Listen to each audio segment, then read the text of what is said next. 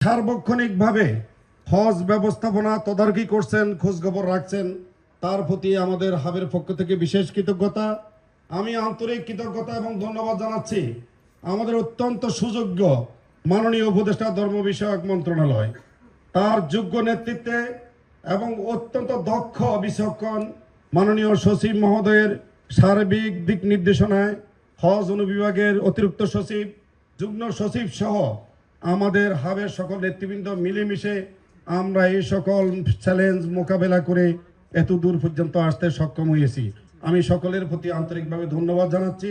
এবার অনেক বেশি চ্যালেঞ্জ থাকা সত্ত্বেও হজ এজেন্সির মালিক বৃন্দ অনেক কষ্ট করে সৌদি আরবের বেঁধে দেওয়া যে সময়, এটির মধ্যে এই কাজগুলো করা অত্যন্ত দুরূহ থাকা সত্ত্বেও তারা যথাসময়ে এই কাজগুলো সম্পন্ন করেছেন, তাদের প্রতিও আমি আন্তরিকভাবে ধন্যবাদ জানাচ্ছি।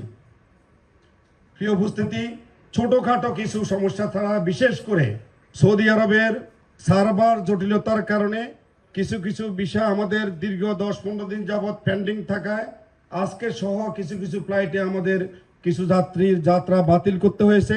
এই জন্য আমরা দুঃখ প্রকাশ করছি। মন্ত্রণালয়ের দিক থেকে সার্বক্ষণিকভাবে যোগাযোগ করা হচ্ছে, আমরাও যোগাযোগ করছি, কিন্তু বিষয়টি একান্ত রাজকীয় সৌদি সরকারের হজ ও উমরা মন্ত্রণালয়ের নিয়ন্ত্রণাধীন। আমরা ইচ্ছা করলেও কিছু করতে পারিনি, বাট আমাদের পক্ষ থেকে সার্বক্ষণিকভাবে আমরা সেই যোগাযোগটা রক্ষা করছি। আর একটি বিষয়, বিশেষ করে আজকে যেহেতু আমাদের বেসামরিক বিমান চলাচল ও পর্যটন মন্ত্রণালয়ের মাননীয় উপদেষ্টা মহোদয় আছেন, সচিব মহোদয় আছেন, আমি সুযোগটি নিতে চাই। হজ ফ্লাইটের যে শিডিউল সেটি 3টি ভাগে বিভক্ত হয়। প্রথম এবং মাঝখানে একটা স্লট এবং শেষে। মাঝখানে যে স্লটটি থাকে সেখানে সকল সময় হজ যাত্রীর চাপ খুব কম থাকে, কিন্তু এবার যে বিষয়টি ঘটেছে, সৌদি এয়ারলাইন্স এবং নাস এয়ারলাইন্স, দুটি এয়ারলাইন্স মিলে মাঝখানে তাদের 21টি ফ্লাইট, কিন্তু বাংলাদেশ বিমানকে ঢাকা থেকে সেখানে 36টি ফ্লাইট দেওয়া হয়েছে। 15টি ফ্লাইট বেশি দেওয়াতে সেখানে 5000 সিট এখনো বাংলাদেশ বিমানের অবিকৃত রয়েছে, কোনো বুকিং হয় নাই।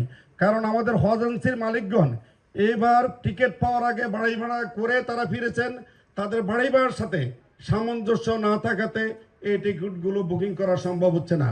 ইতিমধ্যে আমরা সিভিল এভিয়েশন মিনিস্ট্রিতেও মিটিং করেছি, আমাদের মাননীয় সচিব ধর্ম মন্ত্রণালয়ের ওনার নেতৃত্বে আমরা মিটিং করেছি। আমরা অনুরোধ করেছি অতিরিক্ত 14টি স্লট যদি না নেওয়া যায়, হজ ফ্লাইটে বিশৃঙ্খলার আশঙ্কা রয়েছে। আমি মনে করি আমাদের সুযোগ্য উপদেষ্টা মহোদয় যদি একটু খেয়াল করেন, আমরা এই সমস্যাটি সুন্দরভাবে সমাধান করে হজ ব্যবস্থাপনাকে সফল এবং সুন্দর করতে পারবো।